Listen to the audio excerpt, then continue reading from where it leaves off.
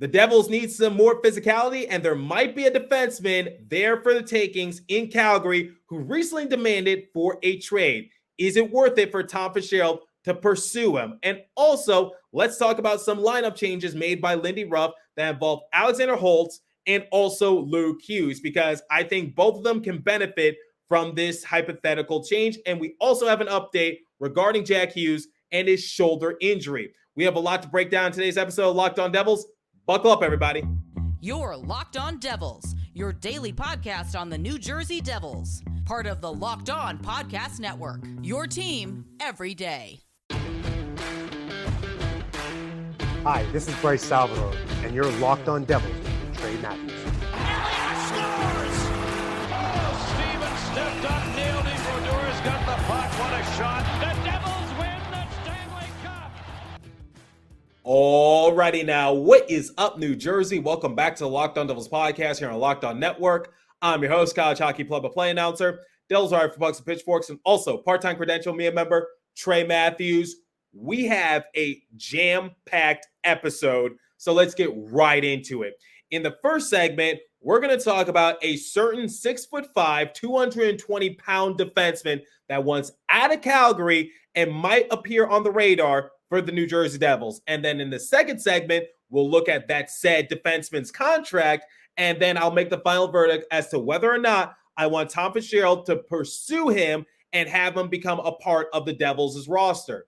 Then in the third and final segment, Lindy Ruff finally made some much-needed lineup changes that involves Alexander Holtz, Luke Hughes, and we also have some good news in regards to Jack Hughes and his right shoulder injury, because Jack might be coming back during this mini 2-game road trip for New Jersey. So let's talk about the news that transpired over the weekend and basically put NHL discourse into a frenzy. So remember how I said a couple episodes ago that anytime I don't record an episode over the weekend, I feel like some sort of big news will take place for the Devils? Well, it did this time around once again. So 2 for 2 in regards to me saying that, but digressing a little bit, it doesn't involve the Devils per se, but they are associated to the matter. So Nikita Zadorov has demanded a trade out of Calgary. So this news first broke via Kevin Weeks. He put out on the X app, he said,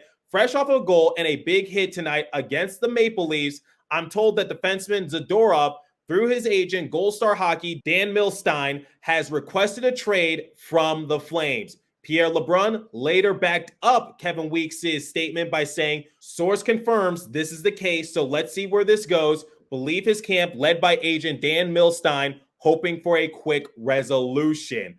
Okay, so that basically put Devils discourse once again into a huge frenzy, and people were debating on the X app saying, like, should the Devils pursue Nikita Zadorov? What could he potentially bring to the roster? And how could he help the physicality for the Devils? Because, like I said, he stands 6'5", weighs 220 pounds, and he could be a big help on the Devils' blue line. But the overall question that a lot of people have is that, would Zadorov be willing to be traded to the Devils? Like, would the Flames be willing to do another trade deal with New Jersey after the Sharangovich and Toffoli trade that took place over the summer that has helped the Devils a lot?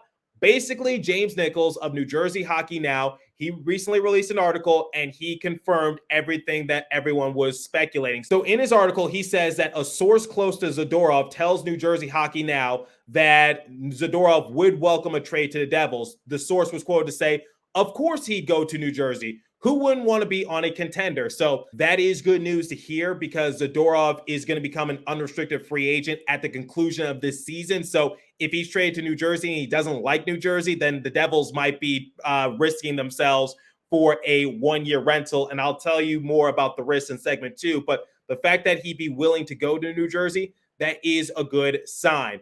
But the main question that I had, and I was discussing this with Jersey Joe, I was like, would the Calgary Flames be willing to do another deal with Tom Fitzgerald and the Devils that can help improve the Devils roster, especially come playoff time? Because it's been very evident that a lot of people aren't really happy with the defensive execution for Devils. They say that they've been lacking that sandpaper type of player. So getting Zadorov added to this roster can definitely help with that matter. in more ways than one. But I'm sure the Flames organization knows about that. So why would they help the Devils much more? Because it's just like they already got Toffoli, which makes the Devils' top six that much more scary. And Toffoli has been a huge piece on the Devils' power play, which is why they're one of the top power play units in the entire NHL. So would the Flames be willing to, once again, help the Devils reach that next step in their overall development so that way they could potentially make a deeper run come Stanley Cup playoff time?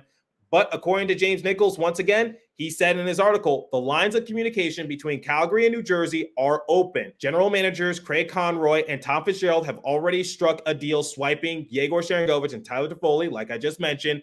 It's certainly possible the two GMs could help each other out once more because you got a pending unrestricted free agent that has made it clear that he wants out of a current situation.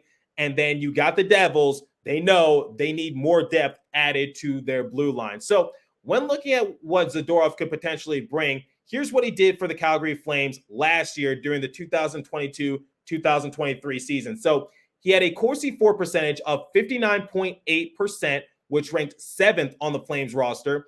He had a defensive point share rating of 4.1, which ranked 4th on the team. He had 75 blocks, which ranked 5th on the team. He had 174 hits, which was 2nd on the team. And here's something that I don't think enough people are talking about. He had 14 goals, which ranked 9th on the team. But here's the thing.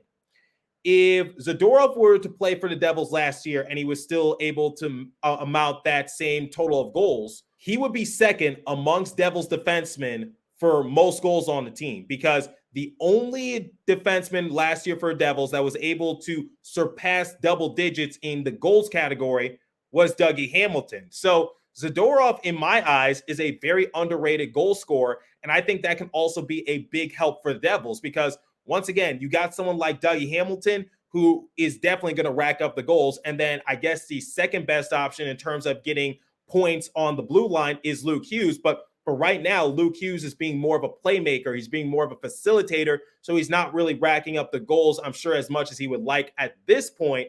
But if you were to add Zadorov to the roster, he can definitely add some more spark in terms of the goal scoring. But once again, I'll elaborate more on that in the second segment.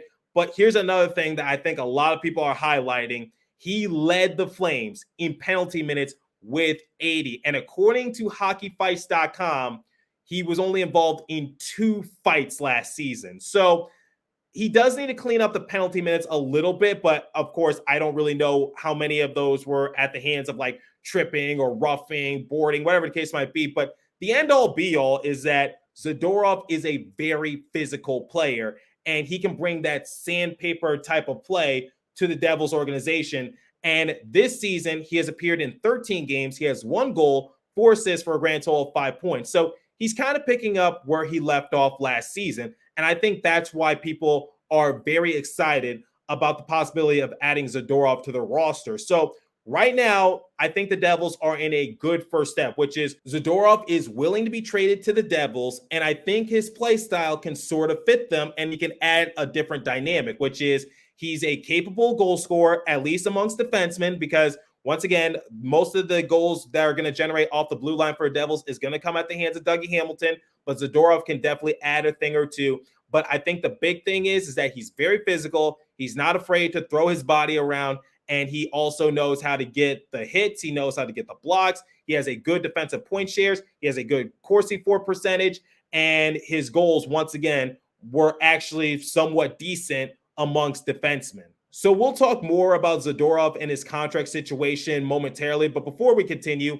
I want to tell you guys about the Sleeper app because I am in the midst of my fantasy football season. But why don't you guys get started on fantasy hockey, because a new NHL season brings all sorts of possibilities. So Jack Hughes could score 50 goals, and he's projected to return at some point sooner rather than later. Devils could hoist the Stanley Cup, and you can win big by playing daily fantasy hockey on Sleeper, the official daily fantasy app of Locked On NHL Network. Sleeper is our #1 choice for daily fantasy sports, especially daily fantasy hockey, because with Sleeper, you can win 100 times your cash in daily fantasy hockey contests. So once again, you don't just have to do fantasy hockey. Fans can also play daily fantasy football, basketball, baseball, college football on the Sleeper app. So all you have to do is pick studs like Jack Hughes, Jesper Bratt, Nico Hischier, Timo Meyer, Vitek Vanecek, and more, who will score more or less than their sleeper projections, or things like for goals, assists, saves, plus minus, and more in any given time.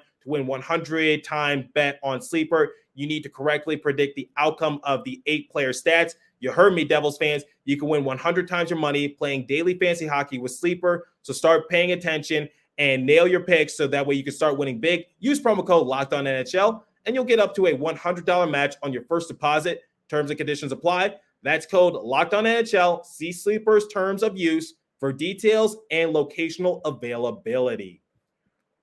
Okay, so let's talk about Zadorov's contract, because I'm sure that's also another big talking point that people are bringing into the light. So a lot of people are wondering, can the Devils hypothetically afford him? Well, according to Jase Medical once more, Zadorov is in the final year of his 2-year contract that pays him $3.75 million, and he doesn't own any trade clauses. Currently, the Devils have $1,193,478 in current cap space, according to Puckopedia. It would take some salary cap maneuvering. So basically, the Devils are going to have to get somewhat unique if they actually want to acquire Zadorov. So a lot of people, and I was seeing like some of these trade package hypothetical scenarios make their way on social media. People are like, would the Devils have to give up Seamus Casey? Which prospect would they have to give up?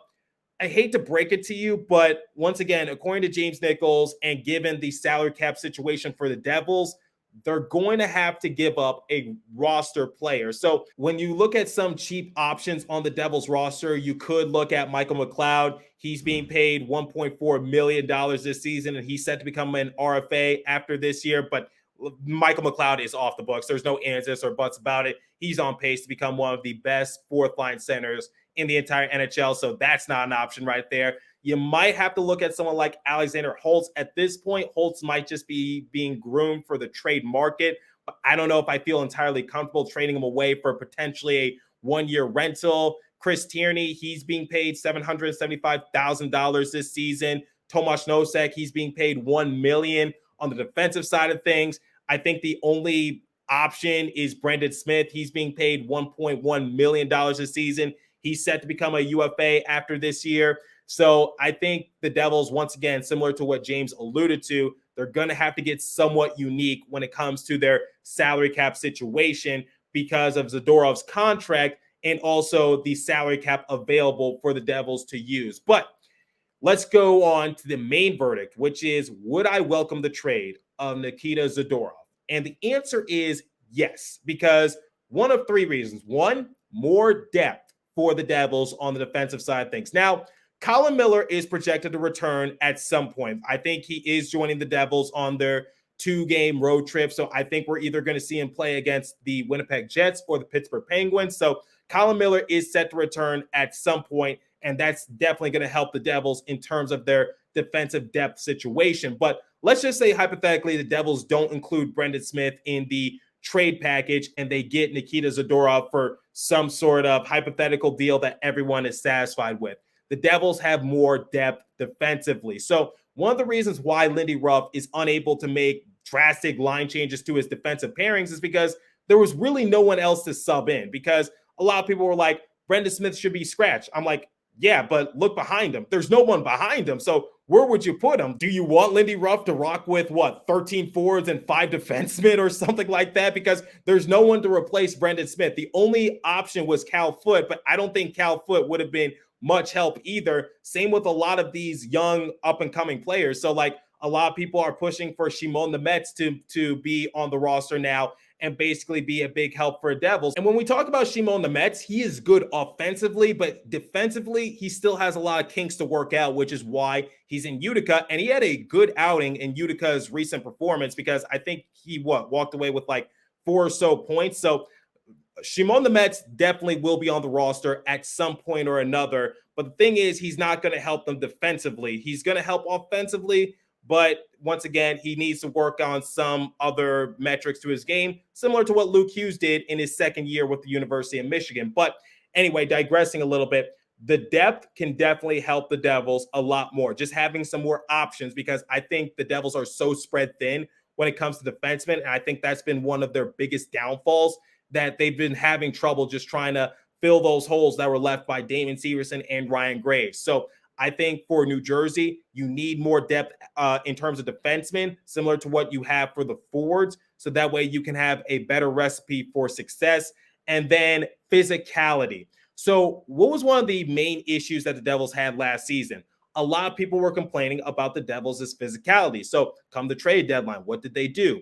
They traded for Timo Meier and Curtis Lazar. So Timo Meier, we know that he's a big body. He's a power forward. He loves to be physical. He's not afraid to get under his opponent's skin. We saw that on full display in round 1 of the playoffs last season against the Rangers when he was getting into the head of Igor Shesterkin. And then Curtis Lazar, he says he plays a meat and potatoes style type of hockey. Don't expect anything too flashy. That's what I asked him during his media availability when the Devils first acquired him. So my thing is, like, the Devils can do what they did last year, which is, okay, you're still missing some more physicality because teams are starting to figure you out a little bit more. So go after someone like Zadorov, who can be an X-factor player and bring more of that sandpaper type of feel, especially defensively, because I think Curtis Lazar and Timo Meier have helped the Devils in terms of their forwards, because they need, once again, a lot of people were complaining that Jack Hughes, Nico Hischier, and Jesper Bratt, they were too soft. They're not really going to work the corners. They're not really going to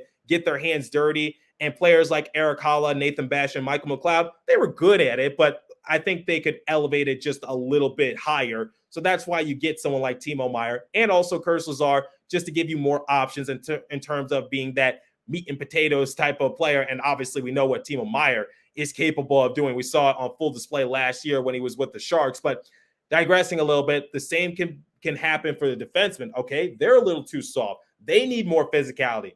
Get Nikita Zadorov. That can definitely help in more ways than one. And then third, I think the Devils can use some more defensive-minded defensemen, and I think Zadorov definitely fits the mold, because I told you guys his stats in the previous segment, which was he was tops in blocks, he was tops in hits, he is capable of racking up the goals, but I'm sure he'd be willing to take a little bit of a back seat in favor of just helping out the Devils' physicality and in other aspects as well. He won't hinder the offensive attack for the Devils. I think he can definitely be somewhat useful in terms of just making the Devils just more aggressive, less soft on the blue line. So I think that could definitely be a big help for the Devils. The only downfall that I see is that he is a left-handed defenseman, and the Devils have a lot of left-handed defensemen. That's why since the beginning of this year, we've been seeing the defensive pairing of Brendan Smith and Luke Hughes, who are both left-handed defensemen. And then we saw it in the previous game against Washington Capitals, where when you have two left-handed defensemen out there, sometimes things can get lost in translation, similar to like if you have two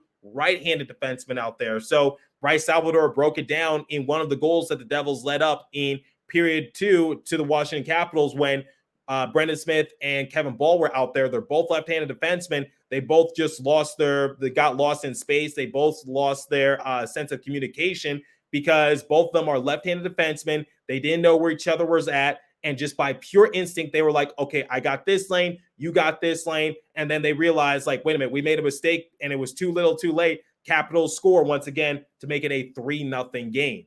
So that's the thing, which is he adds more depth, but he's still a left-handed defenseman. And I think the Devils certainly need more right-handed defensemen. But that's just my 2-cent opinion, and maybe I'm nitpicking it a little bit. So the final verdict is that I would absolutely love for Tom Fitzgerald to go after Zadorov. Of course, if the asking price is right, because I don't want the Devils to basically give up too much, because Zadorov, once again, is projected to be an unrestricted free agent, but the cap space is projected to go up year by year, according to Commissioner Gary Bettman. So that might not be the biggest issue in the world, but the fact that he's willing to be traded to New Jersey, the fact that he wants to play for a contender, the fact that he has some pretty good numbers and a solid track history, and the fact that he kind of fixes the holes that the Devils need in terms of depth and more physicality, I think this is definitely a deal that Tom Fitzgerald should entertain and probably try to pursue. We call him Tom Fleece Fitzgerald. So can he fleece the Calgary Flames not once, but twice in this calendar year?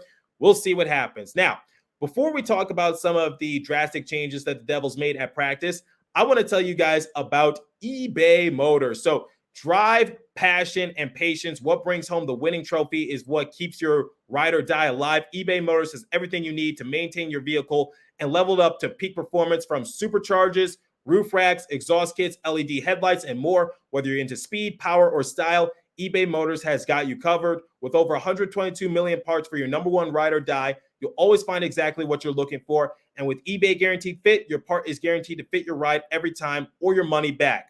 Because with eBay Motors, you're burning rubber, not cash. With all the parts you need at prices you want, it's easy to turn your car into the MVP and bring home that win. Keep your ride or die alive at ebaymotors.com. Eligible items only. Exclusions apply. eBay Guaranteed Fit only available to U.S. customers.